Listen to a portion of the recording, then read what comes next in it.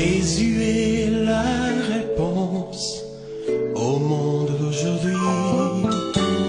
Il est le chemin, la vérité. Je voudrais vous saluer, chers frères et sœurs, et vous qui êtes au contact avec nous ce matin, que Dieu vous bénisse. Et vous également, amis de notre méditation matinale, que la faveur du Seigneur soit votre partage. Nous voulons dire ceci, que face à l'actualité qui prévaut depuis des mois dans le monde, où tout semble perdu, où l'espoir est en train de disparaître dans le cœur, où le découragement est en train de gagner un certain nombre de personnes, il est important, bien-aimés frères et sœurs, pour toi qui nous écoutes ce matin, de comprendre que la grâce du Seigneur est encore disponible pour chacun d'entre nous. Et c'est pourquoi ce matin, j'aimerais partager une parole du Seigneur qui, je crois, elle sera forte pour toi, une parole d'assurance, une parole qui va te fortifier, une parole qui va t'encourager. Cette parole-là, elle a fortifié Israël dans le temps. Et je crois qu'aujourd'hui, elle va te fortifier cette parole. Et c'est pourquoi ensemble, j'aimerais que nous puissions lire un texte dans la parole de Dieu, précisément dans Jérémie, le chapitre 29, le verset 10 et 11. Voici ce que la Bible nous dit dans notre texte. Mais voici ce que dit l'Éternel. Dès que 70 ans seront écoulés pour Babylone, je me souviendrai de vous et j'accomplirai à votre égard ma bonne parole en vous ramenant dans ce lieu. Car je connais les projets que j'ai formés sur vous, dit l'Éternel, projets de paix et non de malheur, afin de vous donner un avenir et de l'espérance. Que Dieu bénisse cette écoute de sa parole dans notre cœur.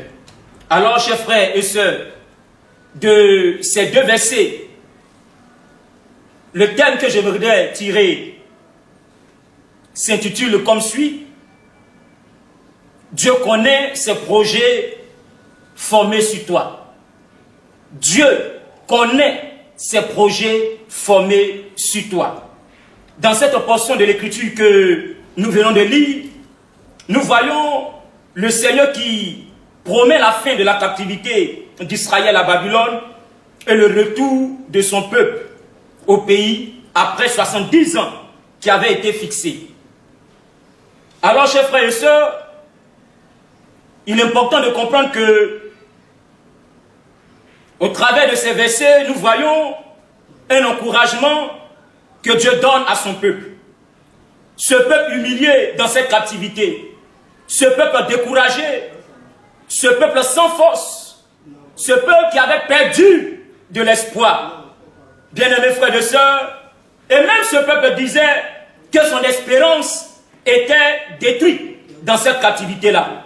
Dieu vient, par cette parole, lui redonner du courage, tout en amenant le peuple à comprendre qu'il reste Dieu. Ainsi, frères et sœurs, pour toi qui m'écoutes ce matin, cette parole du Seigneur est encore d'actualité pour ta vie. Cette parole du Seigneur est encore d'actualité pour toi qui me regardes.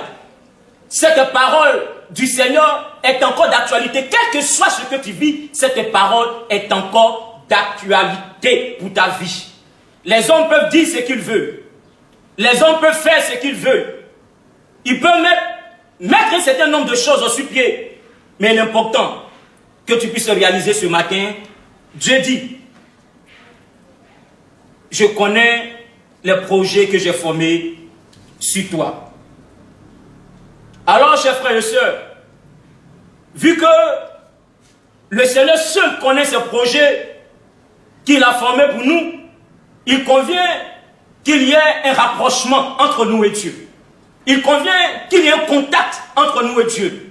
Il convient, chers frères et sœurs, que toi et moi, nous puissions tourner notre regard sur la personne du Seigneur, car lui seul connaît les projets qu'il a formés pour nous. Alors, Continue à croire aux promesses du Seigneur. Continue à croire en la fidélité de Dieu. Continue à croire que ce que Dieu dit, c'est ce qu'il fait. Ce que Dieu dit, c'est ce qu'il exécute. Dieu reste Dieu. Et c'est pourquoi il te dit ce matin, je connais les projets que j'ai formés sur toi. Y a-t-il quelque chose ou encore des choses pour lesquelles vous ne croyez plus? Peut-être à cause de la maladie, peut-être à cause d'un certain nombre de situations, peu importe les circonstances.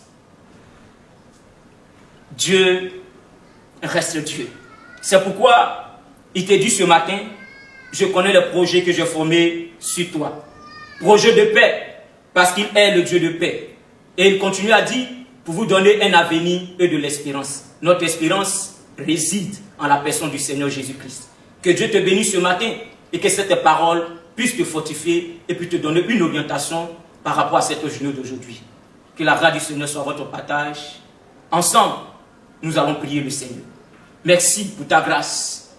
Merci pour ta fidélité. Merci Seigneur, que cette parole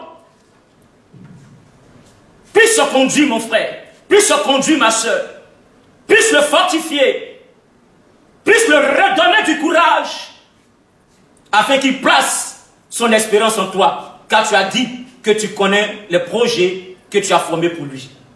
Que Dieu nous bénisse ensemble et que la grâce du Seigneur soit notre partage. Amen. Jésus